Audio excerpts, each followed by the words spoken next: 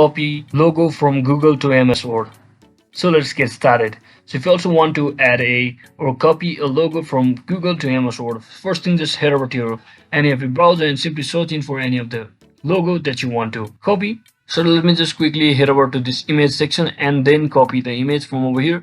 So as you can see, I copied the image, or you can also actually take a screenshot. Once you copy it, you just have to open up your MS Word document, and let's say you want to paste the image or logo from over here, so you can simply hit the Ctrl V on your keyboard. So let me just quickly copy it once again, and once you copy, just hit the Ctrl V button on your keyboard. So now you can just readjust this logo. You can also try to remove its background using different software or different websites free for online.